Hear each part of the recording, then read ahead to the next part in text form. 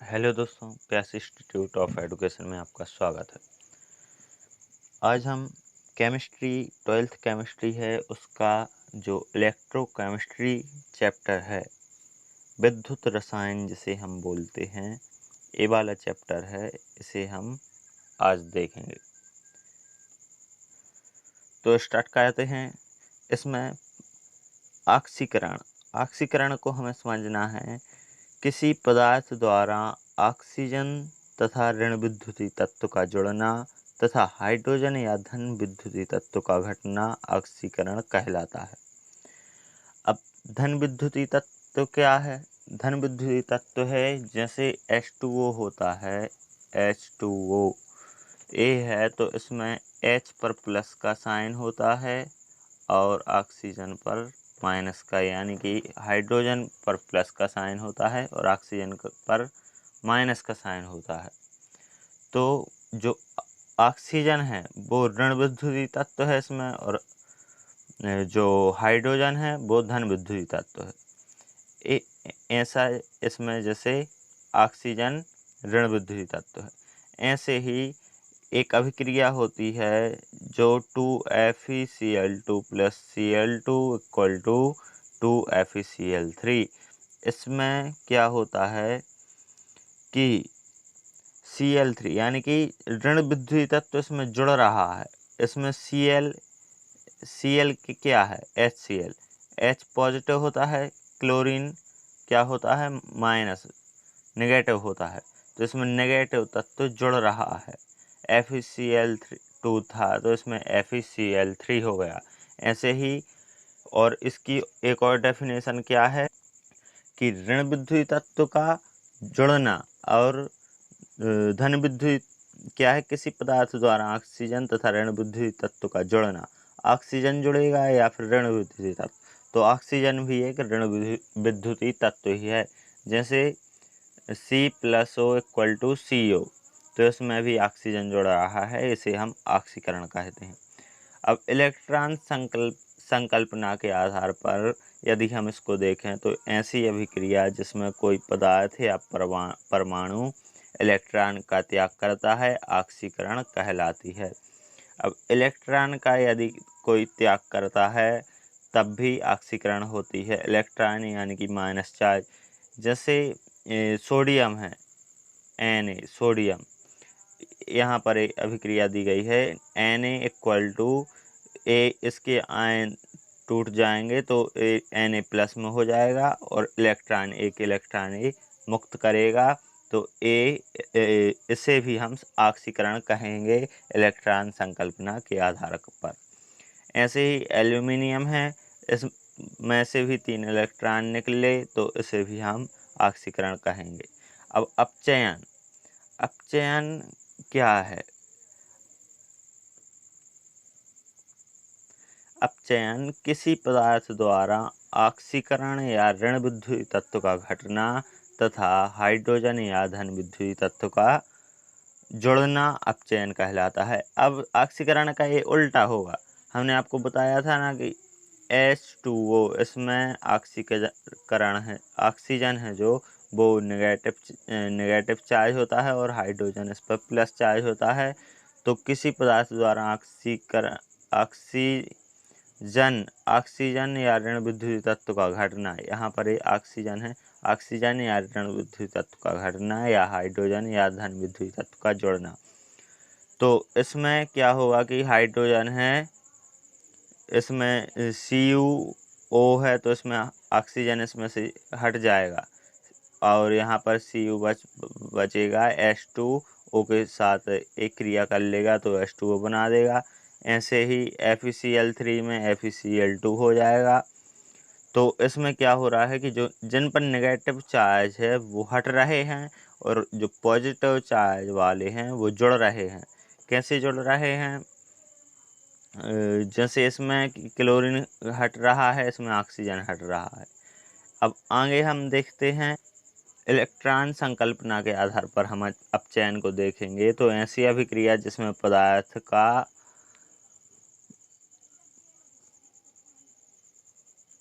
परमाणु द्वारा इलेक्ट्रॉन को ग्रहण किया जाता है अपचयन कहलाता है। इसमें क्या है कि इलेक्ट्रॉन को ग्रहण करेंगे। इलेक्ट्रॉन संकल्पना के आधार पर ऑक्सीकरण हम जब देखते थे तो उसमें इलेक्ट्रॉन क्या होता था, निकलता था।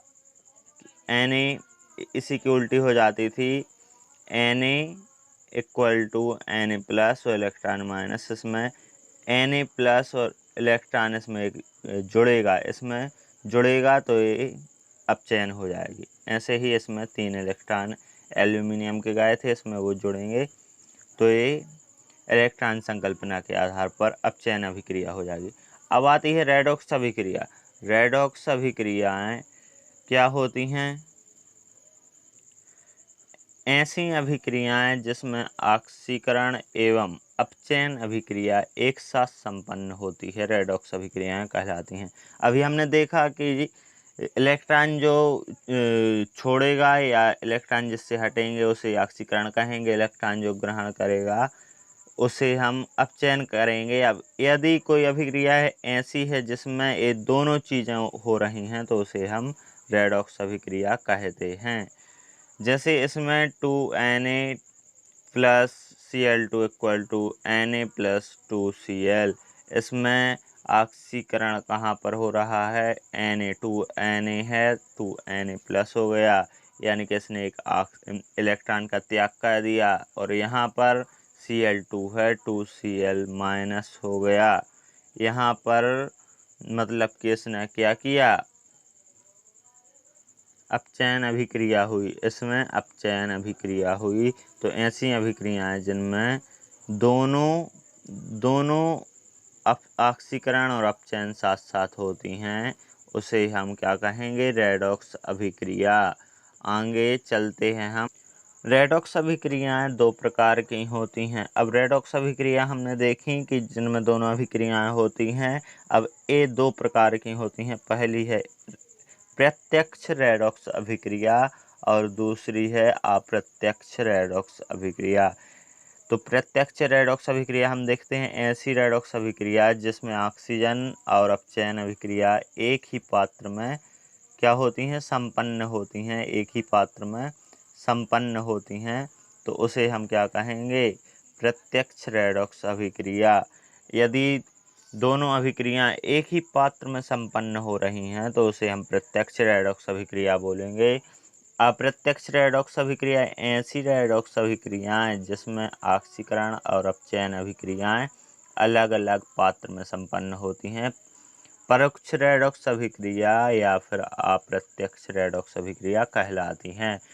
ऐसी अभिक्रियाएं जिसमें ऑक्सीकरण और अपचयन दोनों अलग अलग पात्र में हो रहे हैं तो उसे हम परोक्ष रेडॉक्स अभिक्रिया बोलेंगे या फिर अप्रत्यक्ष रेडॉक्स अभिक्रिया बोलेंगे। अब हम पदार्थों को देखते हैं। पदार्थों को 3 भागों में बांटा गया है। जो पहला भाग है सुचालक। सुचालक ये 2 प्रकार के होते हैं, एक धात्विक चालक होता है, एक विद्युत अपघट्य होता है। तो धात्विक क्या है? वे पदार्थ या धातु जिसमें विद्युत धारा का प्रवाह होता है तथा रासायनिक परिवर्तन नहीं होता है, धात्विक चालक कहलाता है। इसका मतलब है कि जो पदार्थ जिनमें विद्युत धारा का प्रवाह होता है उन्हें हम धात्विक चालक कहते हैं, धात्विक पदार्थ कहते हैं। और रासायनिक परिवर्तन नहीं होता इनमें कोई रासायनिक परिवर्तन नहीं होता है।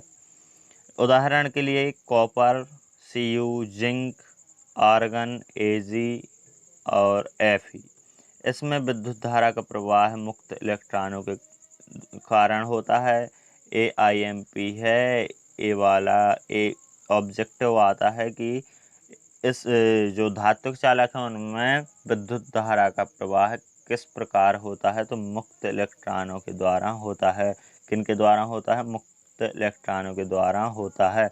और ताप बढ़ने पर धात्विक चालकता क्या होती है? धात्विक चालक की चालकता कम होती है ताप बढ़ने पर। अब सेकंड वाले हैं जो विद्युत अपघट्ट दूसरा क्या होता है? विद्युत अपघट्ट वे पदार्थ जो अपनी पिघली हुई अवस्था में विद्युत धारा का प्रवाह होने देते हैं। यदि जो धात्विक होते हैं उनमें पिघली हुई अवस्था में विद्युत धारा का प्रवाह नहीं होता है, क्योंकि ताप बढ़ने पर इनकी चालकता क्या होती है? कम होती है। हमने देखा है कि धात्विक चालकों की ताप बढ़ने पर चालकता कम होती है, तो ताप इतना यदि बढ़ गया कि वो पिघल गया तो उनकी नगण्य चालकता हो जाती है और नहीं भी होती है। तो विद्युत अपघट्ट लेकिन इनमें पिघली हुई अवस्था में भी क्या होती है? पिघली हुई अवस्था में भी इनमें विद्युत धारा का प्रवाह होता है। तो इसे हम विद्युत अपघट्ट कहते हैं। इसमें रासायनिक परिवर्तन भी होता है। धात्विक चालकों में रासायनिक परिवर्तन नहीं होता था, लेकिन इनमें रासायनिक परिवर्तन है जो वो होता है। अब आगे देखते हैं। और विद्युत अपघट्ट में इनमें विद्युत धारा का प्रवाह आयनों के द्वारा होता है।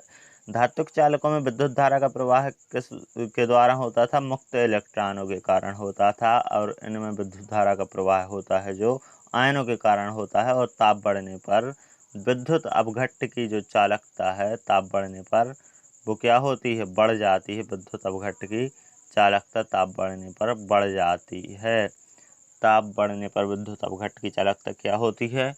बढ़ जाती है। अब विद्युत अपघट्ट जो होते हैं वो दो प्रकार के होते हैं। पहला होता है प्रबल विद्युत अपघट्ट। पहला क्या होता है? प्रबल विद्युत अपघट्ट। और दूसरा है दुर्बल विद्युत अपघट्ट। प्रबल विद्युत अपघट्ट हम देखते हैं वे विद्युत अपघट्ट जो जलीय विलयन में लगभग पूर्ण रूप से आयनित हो जाते हैं। प्रबल विद्युत अपघट्ट। अब विद्युत अपघट्ट हमने पढ़ा है कि ये आयनों के द्वारा इनमें विद्युत धारा का प्रवाह होता है। तो जिनमें ज़्यादा आयन होंगे उनमें ज़्यादा विद्युत धारा होगी, जिनमें आयन कम होंगे उनमें कम विद्युत धारा होगी। तो प्रबल विद्युत अपघट्ट में क्या होता है? जलीय विलयन में, मतलब कि पिघली हुई अवस्था में पूर्ण रूप से आयनित हो जाते हैं प्रबल विद्युत अपघट्ट। तो इनमें विद्युत धारा की मात्रा अधिक होगी।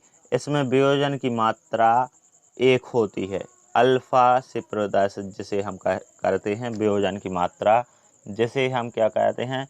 अल्फा से प्रदर्शित कहते हैं, 1 होती है इसकी वियोजन की मात्रा। उदाहरण हम देखते हैं प्रबल विद्युत अपघट्ट के।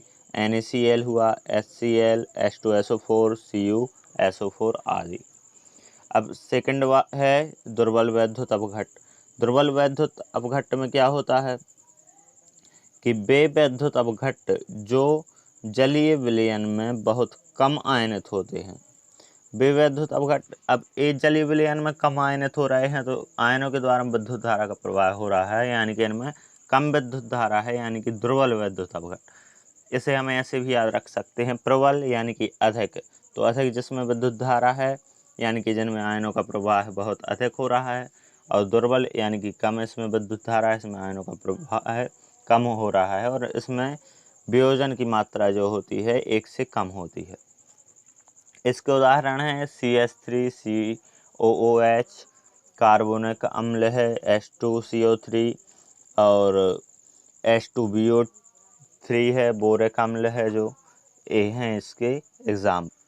अब प्रबल वैद्युत अपघट्ट और दुर्बल वैद्युत अपघट्ट की हम एक बार तुलना कर लेते हैं दोबारा से, दोनों में क्या क्या है। ऐसे विद्युत अपघट्ट जो जलीय विलयन में पूर्णतः आयनित हो जाते हैं, इसे हमने बताया कि प्रबल यानी कि जिनमें अधिक विद्युत धारा है। अब दुर्बल में कम, जलीय विलयन में कम आयनित होंगे और इनके वियोजन की मात्रा 1 होती है, क्योंकि आयनित हो जाते हैं, इनमें विद्युत धारा अधिक होती है। इनमें वियोजन की मात्रा कम होगी क्योंकि इसमें विद्युत धारा भी कम होती है। और तन्यता बढ़ाने पर विद्युत चालकता में वृद्धि होती है। प्रबल विद्युत अपघट्ट में क्या होता है कि यदि हम तन्यता बढ़ाते हैं तो विद्युत चालकता में कम वृद्धि होगी, और तन्यता बढ़ाने पर जो दुर्बल विद्युत अपघट्ट हैं उसमें विद्युत धारा में अधिक वृद्धि होती है तन्यता बढ़ाने पर। इसका जलीय विलयन ओस्टवाल्ड के तन्यता नियम का पालन नहीं करता है, और इसका जलीय विलयन क्या है कि ओस्टवाल्ड के तन्यता नियम का पालन करता है। इसमें इसके उदाहरण हैं प्रबल विद्युत अपघट्ट के प्रबल अम्ल और प्रबल क्षार। जो प्रबल अम्ल होंगे वो इसके उदाहरण हैं और जो प्रबल क्षार होंगे वो इसके उदाहरण हैं। और दुर्बल अम्ल दुर्बल क्षार ये दुर्बल विद्युत अपघट्ट के उदाहरण हैं। हमने इन दोनों की एक बार तुलना कर ली। अब आगे देखते हैं। अब धात्विक चालक और विद्युत अपघट्ट हैं, इनमें अंतर देखते हैं। धात्विक चालक हमने बताया था, इनमें मुक्त इलेक्ट्रॉनों के द्वारा प्रवाह होता है और इनमें आयनों के द्वारा प्रवाह होता है। एक तो ये अंतर हो गया इनमें। और सेकंड इसमें बनता है, इसमें पदार्थ का स्थानांतरण नहीं होता है। धात्विक चालक में ना रासायनिक परिवर्तन नहीं होता, रासायनिक परिवर्तन नहीं होगा तो पदार्थ का स्थानांतरण भी नहीं होगा। और तीसरा इसमें बनता है, इसमें रासायनिक परिवर्तन नहीं होता, इसमें होता है। अब जो फोर्थ इसका अंतर है वो है ताप बढ़ने पर चालकता क्या होती है, इसकी घट जाती है। एक घट जाती है ताप बढ़ने पर चालकता इसमें घट जाती है, इसमें ताप बढ़ने पर चालकता बढ़ जाती है। धात्विक चालकों में ताप यदि बढ़ेगा तो इसमें चालकता घटेगी और ताप बढ़ने पर इनमें चालकता बढ़ जाती है विद्युत अपघट्ट में, क्योंकि ये पिघली हुई अवस्था में भी विद्युत धारा इनमें रहती है, इनमें पिघली हुई अवस्था में नहीं रहती है। अब धात्विक चालकों की चालकता उच्च होती है और विद्युत अपघट्ट की चालकता निम्न होती है। अब धात्विक चालक यानी कि लोहा जो होगा उसमें विद्युत धारा की जो होती है वो बहुत उच्च होती है। अब विद्युत अपघट्ट हैं जो अम्ल होते हैं उनमें चालकता कम होती है। और अब आगे आते हैं विद्युत अपघट्ट की चालकता को प्रभावित करने वाले कारक। अब विद्युत अपघट्ट है, इसकी चालकता को प्रभावित जो करेंगे वो हैं, पहला है आंतर आयनिक आकर्षण बल। विद्युत अपघट्ट के आयनों के बीच आकर्षण बल बढ़ने पर चालकता घटती है, क्योंकि आयन स्वतंत्र रूप से गति नहीं कर पाते। अब आयन है जो उनमें आकर्षण बल है जो वो बढ़ेगा। यदि ए आयन है उनमें आकर्षण बल बढ़ेगा तो वो पास हो जाएंगे, पास होंगे तो और छोटा चालक हो जाएगा, और छोटा होगा तो उतने ही आयनों को कम जगह रहेगी, जिससे उनका प्रवाह धीमी गति से होगा, क्योंकि वो एक दूसरे से टकराएंगे। दो आयन हैं दूर हैं तो वो स्वतंत्रता पूर्वक गति करेंगे, जिससे आयनों का प्रवाह होगा।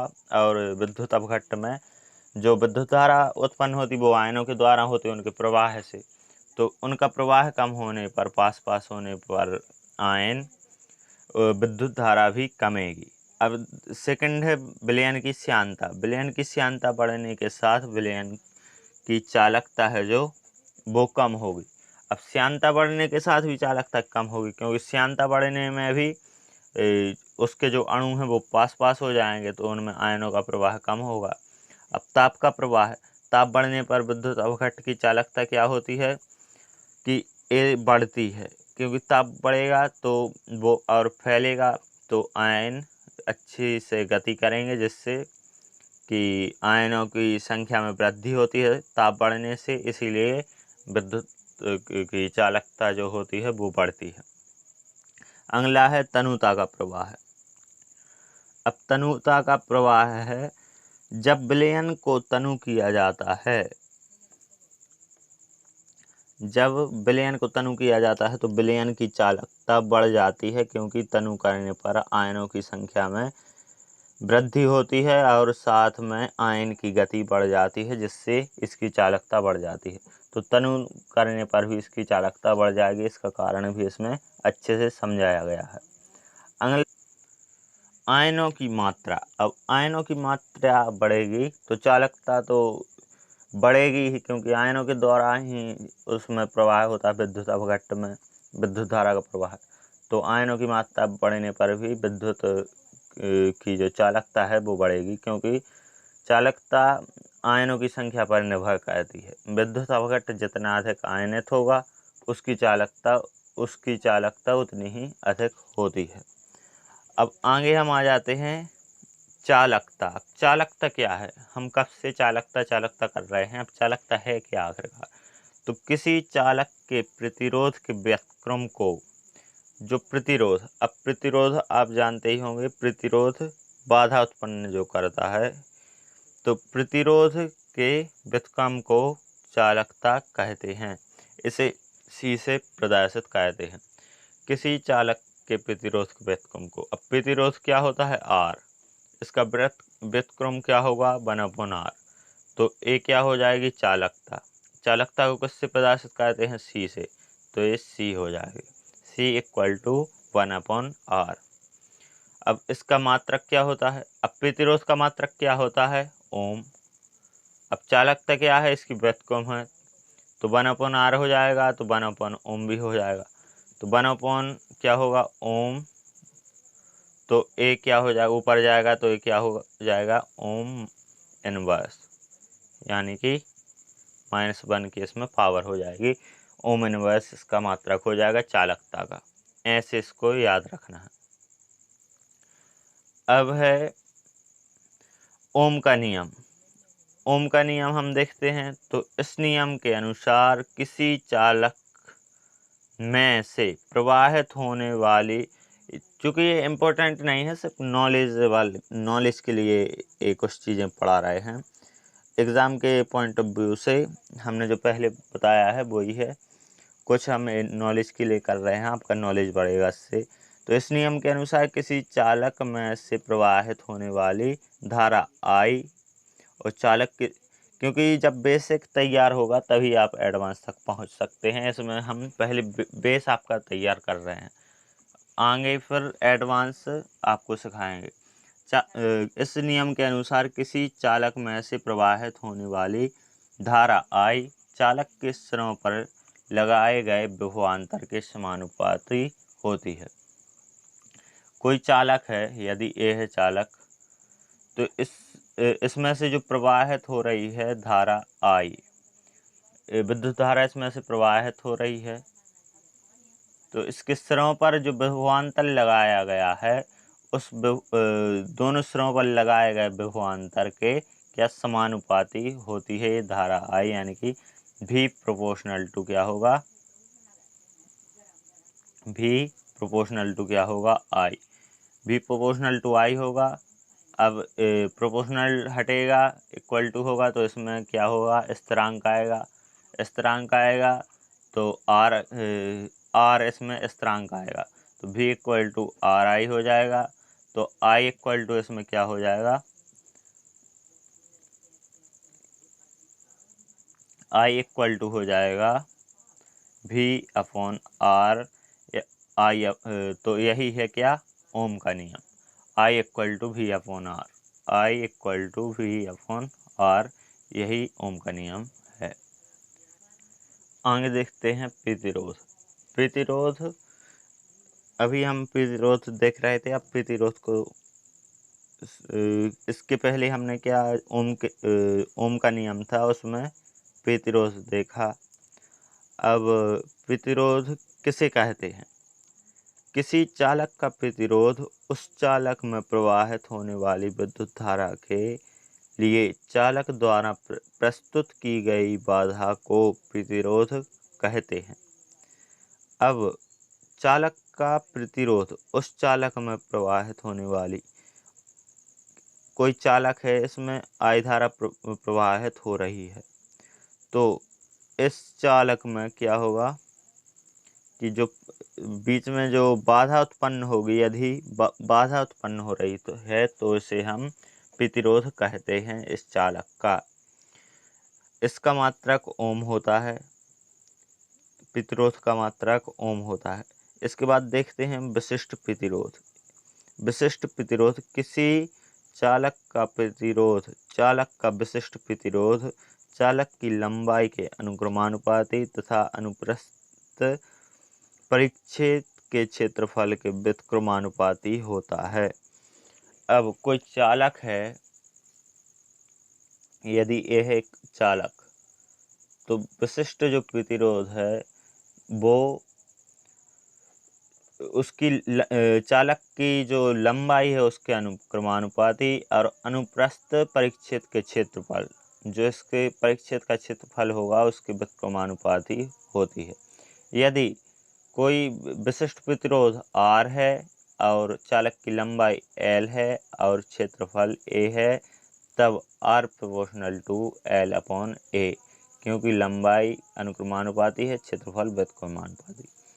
प्रोपोर्शनल टू से इक्वल टू होगा तो इसमें स्थिरांक आएगा, तो रो इसे हम कहते हैं, ऐसा हम बनाते हैं रो।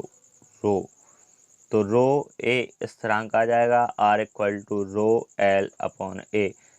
नहीं, प्रतिरोध है, चालक का विशिष्ट प्रतिरोध चालक की लंबाई के अनुपाती, तो अब ए रो आ जाएगा, rho equal to R L A upon L आ जाएगा, क्योंकि रो यहाँ पर रहेगा, ये पक्षांतर होगा तो ये पलट जाएगा। मात्रक इसका ओम सेंटीमीटर होगा, क्योंकि इसमें लंबाई है और क्या है कि लंबाई है और क्षेत्रफल है, तो ओम सेंटीमीटर होगा इसका मात्रक। रो इक्वल टू R आ जाएगा, एक लंबाई 1 सेंटीमीटर, 1 अंक लंबाई और 1 अंक क्षेत्रफल पर रो बराबर R हो जाएगा, क्योंकि 1 अंक लंबाई होगी तो यहाँ पर 1 रख देंगे और 1 अंक क्षेत्रफल होगा तो यहाँ पर 1 रख देंगे, तो ए रो इक्वल टू R हो जाएगा, रो इक्वल टू R। ए है विशिष्ट प्रतिरोध, इसी को हम विशिष्ट प्रतिरोध कहेंगे। अब इसकी हम डेफिनेशन बनाएंगे, तो किसी पदार्थ के 1 घन सेंटीमीटर का प्रतिरोध उस पदार्थ का विशिष्ट प्रतिरोध या प्रतिरोधकता कहलाती है। 1 घन सेंटीमीटर, 1 घन सेंटीमीटर कैसे आया? क्षेत्रफल का क्या होता है स्क्वायर सेंटीमीटर, और लंबाई का होगा सेंटीमीटर, तो दोनों हो जाएंगे घन सेंटीमीटर। ऐसा है, घन सेंटीमीटर का प्रतिरोध उस पदार्थ का विशिष्ट प्रतिरोध कहलाता है। अब विशिष्ट चालकता देखते हैं। किसी चालक के विशिष्ट प्रतिरोध के व्युत्क्रम को किसी चालक के विशिष्ट प्रतिरोध के व्युत्क्रम की विशिष्ट चालक को विशिष्ट चालकता कहते हैं। अब प्रतिरोध के व्युत्क्रम को क्या कहते थे हम? इसे ऐसे याद करेंगे, प्रतिरोध के व्युत्क्रम को हम क्या कहते थे? चालकता कहते थे प्रतिरोध के व्युत्क्रम को। तो विशिष्ट प्रतिरोध यानी कि रो के व्युत्क्रम को क्या कहेंगे? तो रो के व्युत्क्रम को हम विशिष्ट चालकता कहेंगे, विशिष्ट प्रतिरोध के व्युत्क्रम को विशिष्ट चालकता कहेंगे और प्रतिरोध के व्युत्क्रम को चालकता कहेंगे। तब इसका मात्रक क्या होगा? विशिष्ट चालकता का मात्रक, विशिष्ट चालकता को कप्पा का निशान ऐसा होता है, नहीं ऐसा और ऐसा, ए होता है कप्पा का निशान, कप्पा। इसका मात्रक ओम इनवर्स सेंटीमीटर इनवर्स होता है। Kappa equal to 1 upon rho क्या है? विशिष्ट प्रतिरोध है रो, तो विशिष्ट प्रतिरोध के व्युत्क्रम को विशिष्ट चालकता कहते हैं। आज सिर्फ इतना ही, अगली वीडियो में हम आगे का देखेंगे। थैंक यू फॉर वॉचिंग, और चैनल को सब्सक्राइब कर लें, क्योंकि ये जो क्लासेस हैं ये लगातार चलती रहनी हैं, और वीडियो को लाइक करें। Thank you.